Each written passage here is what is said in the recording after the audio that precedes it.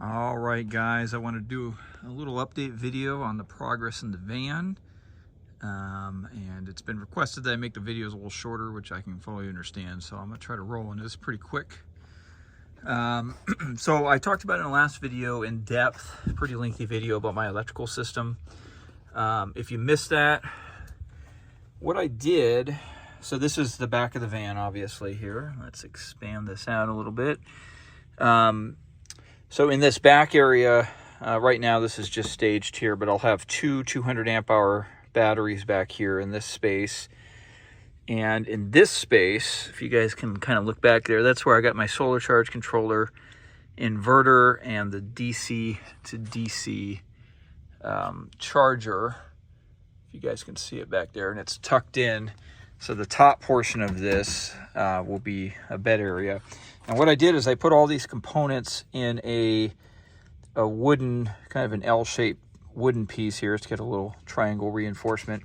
And the idea being is that this is held against this metal box here via a couple pretty strong permanent magnets. But this whole tray can be popped out.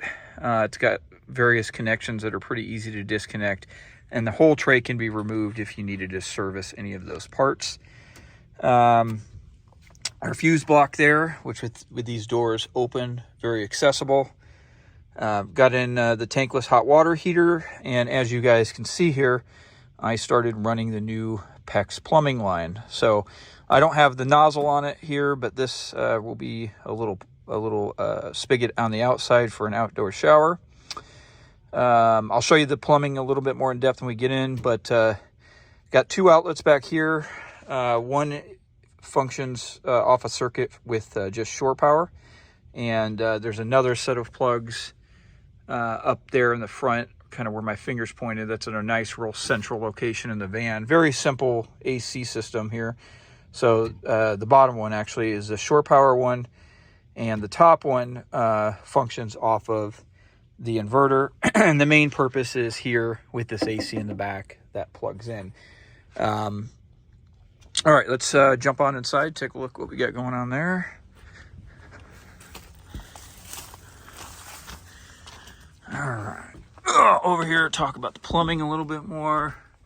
So as you guys, if you guys have been following, this had old Quest plumbing, which hasn't been used since like 95, 96.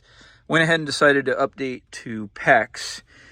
This was the first time I'd ever done anything with PEX, so it was kind of a learning curve on my behalf. But assembling it all, I really liked it. It was very easy to work with. I have not had a chance to test it yet, so we'll see how well of a job I did. But I think it's going to be fine. So, but basically, we got the hot and cold coming out of the tankless hot water heater. Comes down in here. This is the main pump. I replaced that. That's brand new. These are two drain valves. These are tied in real low, and they can, if you wanted to drain the system from the bottom. I did put a shutoff valve here. If you didn't want any water going to the hot water tank, most of the time I'll probably just be using the cold water. And of course, the propane lines, I've talked about this in other videos before, but I went ahead and added a loop that came through here and tied in with that hot water heater. And of course, I tied in the electrical. And then I brought another loop of that propane line, and I have not got it attached yet, but it will come up here and attach up there into what will mount to the stove. So you guys can see here, building out all the framing here, obviously I haven't got the finish work in, has really paid dividends because it's helped me route a lot of the electrical wires. So you guys see I've got electrical wires routed all over the place in here. Got where all my switches are going to be. But I went ahead and built the countertop here. Now, of course, this will be sheathed out and all finished up at a later time. And I got the sink in. And what that allows me to do is I will get all of the plumbing set up underneath here. I'll go ahead and put down the pan and get all the various plumbing items for the shower pan set in place. And then I will be able to test this entire system. I'll make sure there's no leaks. I'll make sure the hot water tank works, and make sure everything is working well. And once I'm done with that, then I will move to the finish work, which is essentially more of my experience and forte. But here on the drain, I had to make a few modifications to get it to work because the sink position was a little bit different. Got the new water tank in. I decided, I went through obviously and replaced all the PEX, all the plumbing in there. This had a 16-gallon water tank in here before, and I replaced it with a 16-gallon water tank. I just didn't know what had been in the previous water tank. Plus it was, you know, nearly 30 years old. So went ahead and bought a new one of these tanks. Same size, largely the same dimensions. All the different lines and stuff going to and from this tank, I've replaced those. So this has a fill line, which you see there. That line down there goes to that water pump. There's a vent line up here. And then on the back side, which you can't see, there is a drain line.